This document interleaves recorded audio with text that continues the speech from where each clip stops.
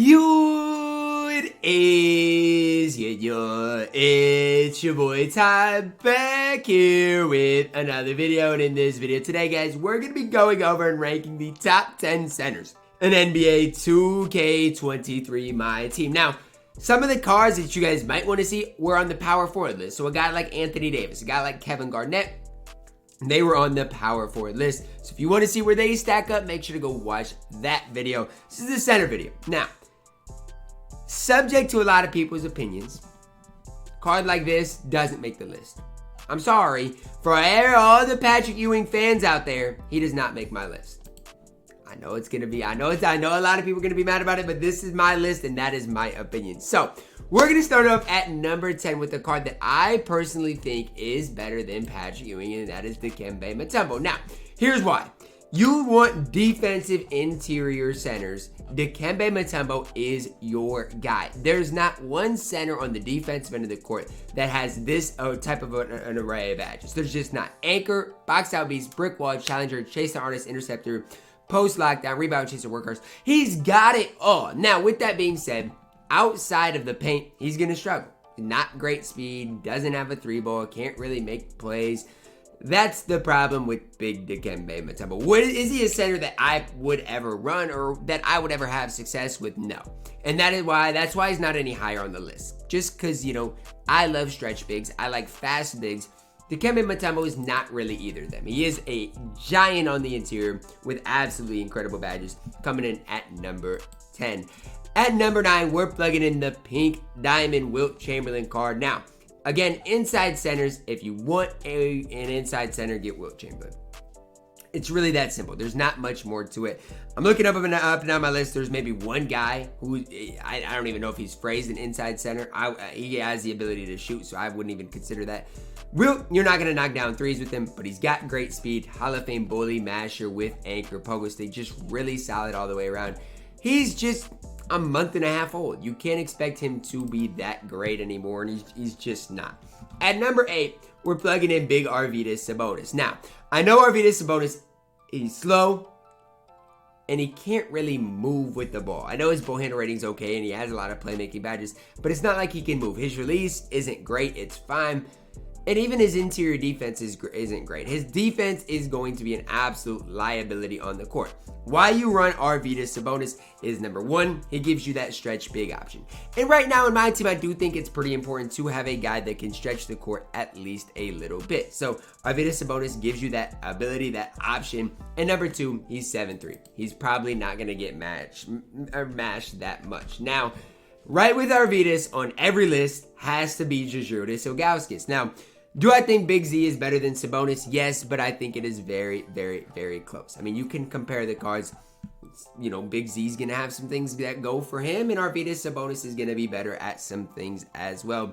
I personally think Big Z is better. I think he is, just the entire whole package. And honestly, guys, on my road to 250K, I could get Big Z right now, but he doesn't play for me. And that's, the problem with him is, he's fine. He does give you that stretch big option. He's just kind of a slow poke on the court. Like, what is he really doing? He's going to be a stretch big, but he can't move with a 44 speed. That is why he's not any higher on my list. At number 6, we're plugging in the Diamond Moses Malone. Now, he's kind of, I would say, I would put him at the power forward position more than anything.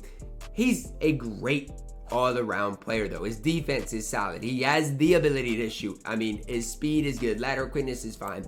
Moses Malone is really good in my team.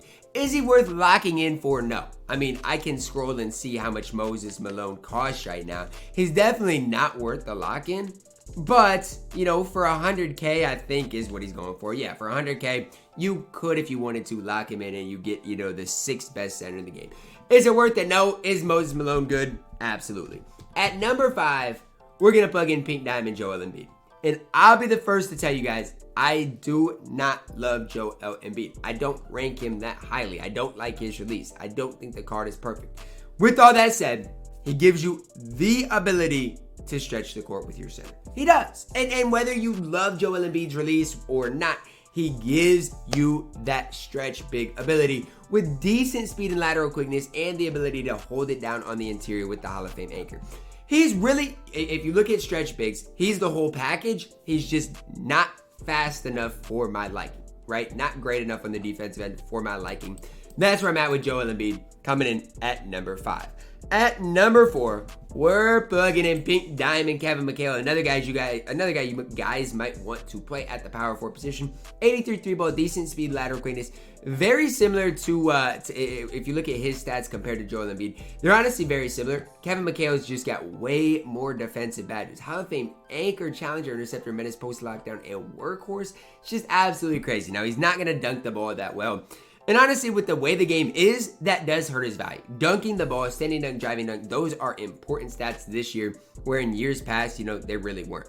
And the reason I say that is because I'm so tired of missing dunks with guys like Alex Cruz. So, like, they get that fake intimidator contest, and it's just, it's a missed dunk nearly every time. That's what I would look at for Kevin McHale. Still comes in at number 4. At number 3, we're plugging in Pink Diamond Alonzo Mourning, another guy you could play at that power forward position if you wanted to. Anchor, pick Dodger Hall of Fame, post-stick, post-lockdown, can give him clamps, off-ball pest. Gotta give him quick first step, but even shooting-wise, he becomes very complete. With a decent release, like the Shaquille O'Neal base is just fine. Mourning, like, best power, like, Alonzo Mourning is good. Trust me when I say that. His release is good. Look at his standing driving dunk ratings. They are good. Interior is great. Defensive badges outstanding. There's really no flaws in Alonzo Mourning. If you're looking at that power forward position, yes, I'm taking AD over him. But if you compare him to a guy like Kevin Garnett, I think Alonzo Mourning's the better option. I'm just throwing that out there in case you guys are interested on where exactly he would be. At number 2, we're plugging in glitched Pink Diamond Hakeem Olajuwon. If you want to rank him at number 1, I'm not going to argue with it, because I do think his ability to shoot the ball with a 93 ball is just absolutely ridiculous. He even has bronze range, which does help him a little bit. Hall of Fame anchor. I mean, the card is really complete. You give him quick first step on puck ball, he can handle the ball a little bit. Hakeem Olajuwon and my number 1 are centers that I have a hard time seeing us get a better one. Now, obviously, a David Robinson is going to come at some point. That's going to happen. I mean, let's not overlook that. It's going to happen eventually. It's just more so the fact of Hakeem is going to be hard to replace because he is absolutely elite. At number 1 right now, I've got Pink Diamond Kareem Abdul Jabbar, though. Why? Defense, defense, defense. 88 speed, 88 lateral quickness at 7'2" with these defensive badges. Nobody else is going to be a better defensive center on this list than maybe you could argue. You're nobody. I mean, you can't argue anybody because Mutombo does not have the speed to even make that argument. His 3-ball is not great, but he can get catch and shoot, which makes it at least a lot more greenable, right? I do, if he's wide open, I green most, I would say, of my 3s, at least half of them with Kareem Abdul-Jabbar. And that at least puts that pressure on the defense that, hey, they at least have to, account for him in on the court instead of just, off-balling in the paint with the center. So just still gives you that ability to shoot the ball at the center position, although it's not the best 3-ball. Let me know your thoughts down below in the comments on this list. Who was I too high on? Who was I too low on? Are you guys mad you guys didn't see Jokic on the list? What about a guy like, Ben Wallace, Yao Ming, for example? Drop a like on the video, subscribe if you are new, and as always, man, I love you guys, and have a blessed day.